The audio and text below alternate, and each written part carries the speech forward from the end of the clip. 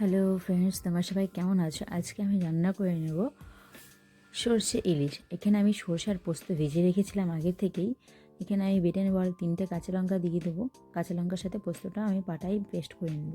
আর মাছগুলোকে কিন্তু ভালো করে বেছে এবং ধুয়ে নেব। এখানে এখন আমি দিয়ে দেবো সামান্য পরিমাণ হলুদ আর এবং লবণ। হলুদ দিয়ে ভালো করে মেখে নিতে হবে। আর তার মধ্যে আমি দিয়ে দিচ্ছি 4-5টা কাঁচা লঙ্কা।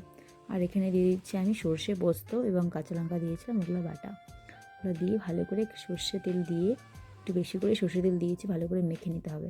আর এদিকে আমি কড়াই বসিয়ে দিয়েছি। কড়াই গরম হয়ে গেলে এখানে তেল দিয়ে আর কালো জিরা দিয়ে এখন আমি মাছগুলোকে আস্তে করে ছেড়ে দেবো। তো মাছগুলোকে ভালো করে মেখে নিয়েছি। দেখো আর একটা কিন্তু গন্ধ বেরিয়ে এসেছে। আর এটা কিন্তু খোকা ইলিশ।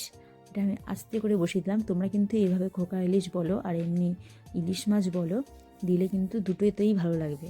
আর এই মাছটা আমি আস্তে করে বসিয়ে দিয়ে বাটিটা একটু ধুয়ে জল দিয়ে বসিয়ে দেব।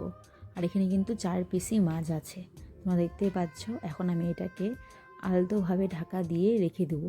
আর একবারে পরে উল্টাবো। এখানে কিন্তু আমি বেশিরভাগ জল দিইনি, কারণ এটা একদম শুকনো শুকনো হবে আর প্রচুর ঝাল হবে। তো আমি দেখো এটা ঠিক আমি 7 মিনিট পর লো আঁচে রেখেছিলাম। এটা কিন্তু আস্তে করে উল্টে দিতে হবে। আর মাছগুলো কিন্তু ভালো সেদ্ধ হয়ে গেছে। দেখো এখানে কিন্তু আমার একটুকু জল নেই, তেল ছিটতে শুরু করেছে। তেলটা প্রচুর পরিমাণে দিতে হবে। আর দেখো এখানে একটুকু জল নেই, পুরো তেল ছিটছে। আর এখানে আমি একটু কাঁচা সর্ষে তেল দিয়ে দিয়েছি, দিয়ে কিন্তু আমি নামিয়ে দিয়েছি। দেখো মাছগুলো কিন্তু খুব ভালো লেগেছে খেতে। আর দেখো ভেতরে কিন্তু একদম রস ভরে একদম ফুলে গেছে। তো আমি সবাইকে খাওয়া টাওয়া দিয়ে নিজে খেতে বসে পড়েছি। আগে আমি মাছটা দিয়ে খাবো, তারপর অন্যান্য তরকারি দিয়ে খাবো। দেখি মাছটা খেয়ে কেমন।